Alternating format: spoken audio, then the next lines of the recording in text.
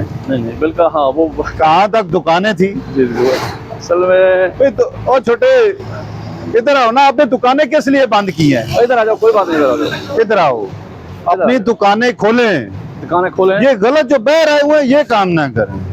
आप दुकानें खोलें। मैंने क्या कहा है, दुकानें बंद कर दें? हैं? ओपन करो दुकान को, खोलो इसको, खोलो ना।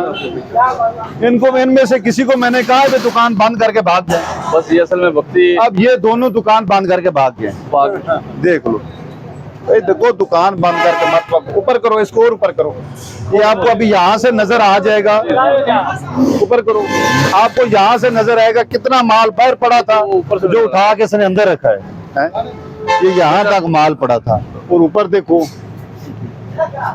अगर बस इधर नजदीक खड़ी हो तो उसको भी ये लगेंगे। इस तरह बच्चे, ये दुकान खोलो, काम करो, ये जो बाहर आना इसको हटा दो, ठीक है ना। लेकिन ये काम ना करो कि रोड तक आप आ जाए, ये खत्म कर दो आप। ये फुटपाथ है, इसको जो है खाली ना, छोड़ो, ये ये आप लोगों खत्म का करा। हक है। भाई साहब अगर आप समझाओ, ज्यादा भी है ना, ज्यादा भी है ना, मेरी बात हाँ, थोड़ा आ जाओ। इनको चाहिए ये इधर तक हो, समझिए, 2 फुट से ज्यादा नहीं।